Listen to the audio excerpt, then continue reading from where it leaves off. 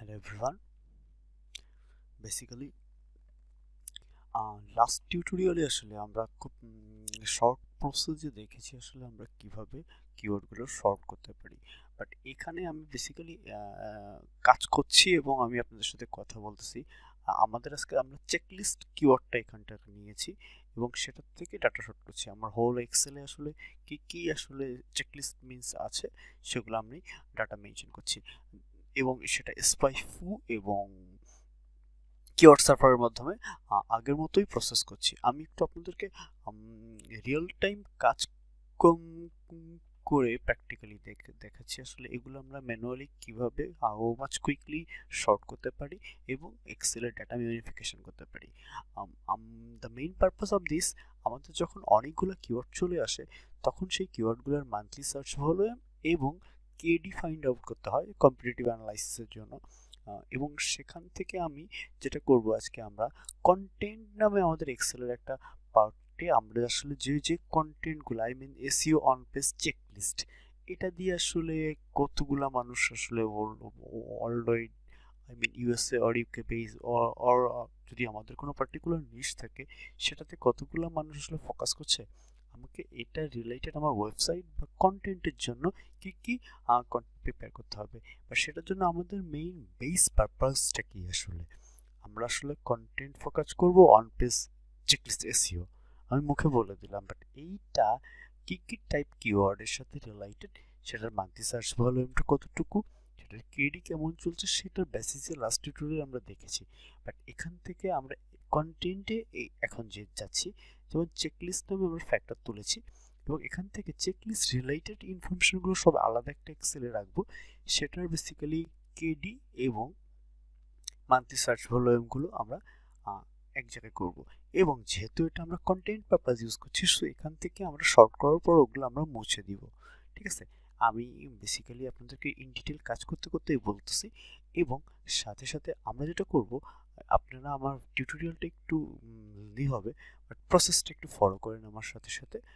এবং এটার সাথে সাথে আমরা যেটা করব যে আমরা যখন কিওয়ার্ডগুলো কন্টেন্টের জন্য আলাদা করে ফেলবো মেইন কিওয়ার্ড লিস্ট থেকে যেটা আমরা ওয়েবসাইট পারপাস ইউজ করছি এগুলো আমরা ওয়েবসাইটের অন পেজ ইউজ করবো সেখান থেকে এটা সরিয়ে ফেলবো। এবং কন্টেন্টটা বেসিক্যালি কি হয় আসলে, কন্টেন্টটা আমার ওয়েবসাইটের ব্লগ বা টার্গেটেড পেজ বা কোনো মার্কেটিং অ্যানালাইসিং পেজ আসতেছে যেটাকে আমরা সোশ্যাল মিডিয়া বা এনিহার এলস ইউজ করব, সেটার জন্য আলাদা আলাদা পেজে ইউজ করব পার্টিকুলার সেশনের জন্য পার্টিকুলার টাইমের জন্য, এটা ওয়ান বাই ওয়ান। যে কারণে আমাদের কন্টেন্টটা বিল্ড করতে হবে।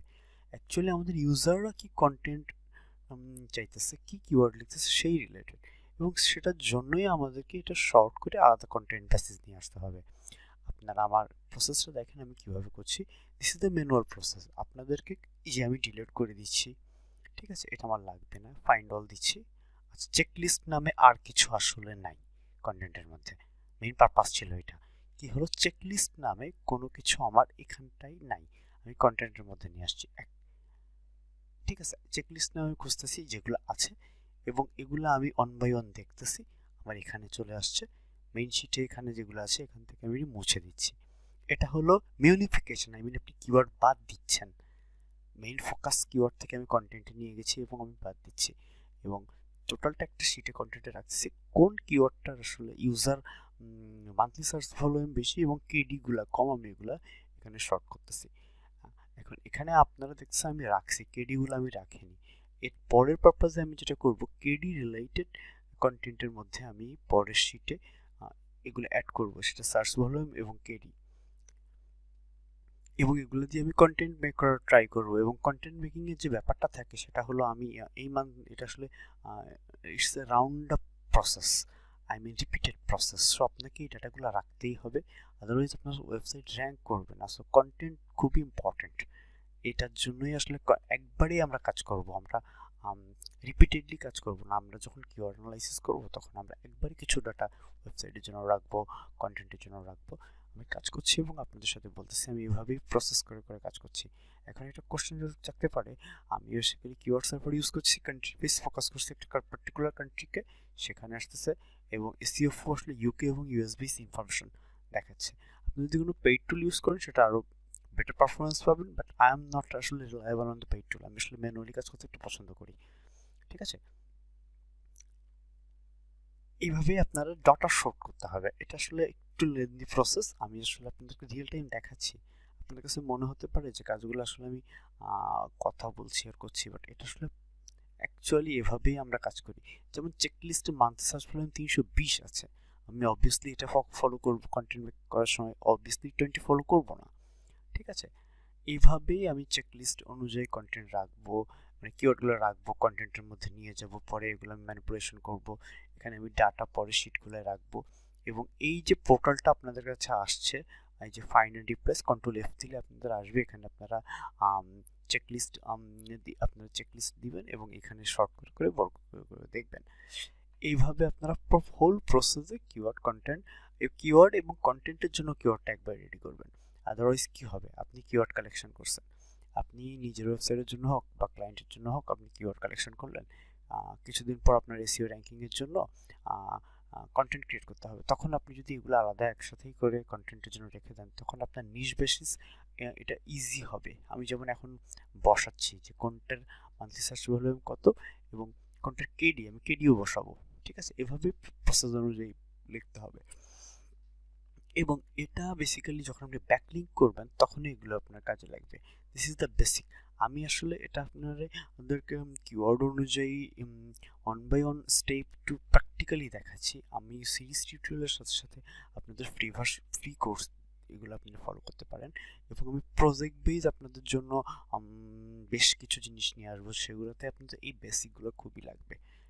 যেমন এসইও রাইটিং চেকলিস্ট খুঁজতেছি, এর মধ্যে রাইটিং আসতেছে, এক্সেল আসতেছে, আমি দেখতেছি এগুলো অলরেডি আছে, সো আমি এগুলো মুছে দিচ্ছি। আপনারা একবারে করতে পারেন, আমি আপনাদেরকে খুব ইজিলি, আমি এই কাজগুলো যখন প্র্যাকটিক্যাল লাইফে করি অনেক কুইক প্রসেসে মার্ক করে সরিয়ে ফেলি একবারই, বাট একবারই করলে আপনারা বুঝতে পারবেন না। এই জন্য আমি আগে কালেকশন করে নিয়েছি, কন্টেন্টের মধ্যে রেখে দিয়েছি, এখন আমি ওয়ান বাই ওয়ান চেক করে করে মুছে দিচ্ছি।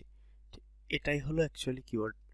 এই যে আনছি, আনার পর ওটা মুছে দিচ্ছি। আমি খুব মানে স্লোলি, নোভিশদের জন্য, নতুন করে আসলে যারা কাজ করছে তাদের জন্য এটা আমি প্রসেসটা আমি ম্যানুয়ালি দেখাচ্ছি। এগুলো সব শর্টকাট প্রসেস আছে। এখন কোশ্চেন, আমরা যে কিওয়ার্ড কালেকশন করলাম, ধরেন আপনার একটা পার্টিকুলার নিশ ছিল যে on page SEO or of page SEO, সেখান থেকে আমি 2-3 হাজার কিওয়ার্ড একখানে করছি। এগুলো আসলে আমার মন গড়া কোনো কিওয়ার্ড না, সারা পৃথিবীর মানুষ বা আমার পার্টিকুলার ফোকাস লোকেশনের মানুষ এগুলো নিয়ে টাইপ করছে। সেখান থেকে আমি কিওয়ার্ডগুলো একখানে করার পর আমি সেগুলা থেকে শর্ট করছি। কি বেসিস, মান্থলি সার্চ ভলিউম যেটা বেশি, অ্যাট দ্য সেম টাইম যেটা কম্পিটিশন লো এবং কেডি মানে কিওয়ার্ড ডিফিকাল্টি 30-এর নিচে, এগুলো আমার জন্য ইফেক্টিভ। 30-এর নিচে যে হতেই হবে এমনটা না, বাট এইগুলো আমি ফোকাস করে আলাদা কন্টেন্টের জন্য রাখছি। এরপরের স্টেপ আসলে কি হবে, আমি যদি কিওয়ার্ডগুলো অ্যানালাইজ করলাম, আমার পার্টিকুলার আমার ওয়েবসাইটে যখন আমি কন্টেন্ট লিখবো, ওয়েবসাইটের কন্টেন্ট দুই টাইপের হতে পারে, অন পেজ কন্টেন্ট আর ব্লগ কন্টেন্ট। আমি যে কন্টেন্ট পোর্শনটা রেখেছি এটা ব্লগের জন্য আলাদা করছি, যে এগুলো আমার ওয়েবসাইটে আমি ব্লগ রিলেটেড লিখবো। ঠিক আছে, এবং আমার যেগুলো বাম পাশে থাকবে সেগুলো আমি ইউজ করব ওয়েবসাইটের যখন পার্টিকুলার কন্টেন্ট বিল্ড করব সেটার জন্য। সো আমি বেসিক্যালি দুইটা জিনিসে ফোকাস করছি, এসইও ফু এবং কিওয়ার্ড সার্ভার। এগুলো আসলে ফ্রি প্রসেসে ইউজ করার জন্য এগুলো ব্যবহার করা হয়। এখন আমার এগুলো শর্ট করার পরে আমি 1 to 3 মান্থের একটা প্রজেক্ট নিয়ে আমি ফার্স্টলি ওয়ান পেজের সব ইনফরমেশনগুলো আমার নিজ বেসিস রেডি করে ফেলবো, এবং সাথে সাথে কন্টেন্টের জন্য আমার আলাদা হয়ে যাচ্ছে। আমি তখন পার মান্থ বা পার উইকলি 2-3টা করে কন্টেন্ট এগুলোর উপরে আমি বেস করে বিল্ড করতে পারবো। এটা হলো একটা মানে ফুল পাতলাইন, যে আমি আমার ক্লায়েন্টের জন্য হোক, আমার নিজের ওয়েবসাইটের জন্য হোক, যে আমার পার্টিকুলার যে নিশ বা টপিক আছে সেই টপিকের জন্য ওয়েবসাইটে একবার কন্টেন্ট লিখে ফেললাম, বাট আমার ব্লগের জন্য তো বারবার খুঁজতে হবে, বাট আমি ব্লগেরও একটা আইডিয়া তৈরি করে রাখলাম। এটা হলো আপনি লং লেন্থ প্রসেসে এসইওতে প্রফেশনাল যারা তারা এইভাবে আসলে কাজ করে, এবং এটা ম্যানুয়াল প্রসেস। আমি করছি আপনাদেরকে মনে হতে পারে অনেক lengthy process, but this is lengthy process, it's okay, but এটা আসলে কমপ্লিটলি ইউনিক প্রসেস। আপনার কাছে কমপ্লিট একটা সিনারিও দাঁড় হয়ে যাচ্ছে, পার্টিকুলার একটা কিওয়ার্ডে আপনি কি কি করতে পারেন। যেমন আমি নিশ টপিক নিয়েছি অন পেজ এসইও আর off page SEO. So on page SEO off page SEO related কি কি কোয়ারি হতে পারে, কোশ্চেন হতে পারে, চেকলিস্ট হতে পারে, আমি কি কি ব্লগ লিখতে পারি ফর ইউজার ভিউয়ার বা আমার যারা অডিয়েন্সের জন্য, আমি আমার ওয়েবসাইটে কি কি ইনফরমেশন রাখতে পারি, সেগুলো একটা প্রপার সিনারিও আপনার সামনে দাঁড় হয়ে যাবে। এখন কি বলে, এই দুইটা প্রশ্নের পর আসলে আমাদের যে ব্যাপারটা হলো, এটা হলো আমি ফার্স্টলি কিওয়ার্ডগুলো একখানে করছি, এরপর আমি কিওয়ার্ডগুলো শর্ট করছি, শর্ট করে করে আলাদা করে ফেলছি। এটা হলো একটা ম্যানুয়াল প্রসেস, আপনি এটা ফলো করতে পারেন। এই কিওয়ার্ডগুলো আপনার ওয়েবসাইটে ইউজ করতে হবে।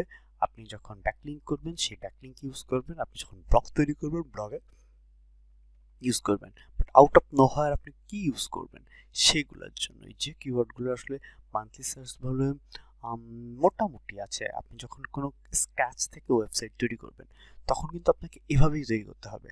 আপনার ধরুন ওয়েবসাইট বেশ পুরানো, ক্লায়েন্টের ওয়েবসাইট বেশ পুরানো, কম্পিটিশন বড় বড় কম্পিটিটিভ ক্ষেত্রে আপনি তখন পার্টিকুলার ছোট ছোট জিনিস নিয়ে ফোকাস করতে পারেন। বাট যখন একটা ব্র্যান্ড ফার্স্ট স্ক্র্যাচ ওয়েবসাইট নিয়ে কাজ করবে তখন আপনার এই জিনিসগুলো খুব ফোকাস করা দরকার, otherwise ranking will be difficult. আপনাদের যদি কোনো কোয়ারি থাকে, কোনো আস্কিং থাকে, অবশ্যই আপনারা আমার ফেসবুক কে নক করতে পারেন, আমাদের ওয়েবসাইটে নক করতে পারেন, ক্রিয়েটিভ এডুকেশন বিডি আমাদের ইউটিউব চ্যানেলের কমেন্ট বক্সে লিখতে পারেন।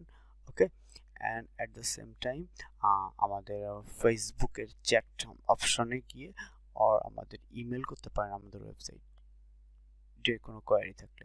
আমরা আসলে ফ্রিতে এইগুলো করছি, আমরা একটা কমিউনিটি বিল্ড করতে চাচ্ছি আপনাদের জ্ঞাতার্থে, এবং আপনার হোপফুলি সবাই এগুলাতে ইনভলভ হবেন। আমাদের আসলে অনেক বড় মার্কেট প্লেস আসতেছে। Thank you.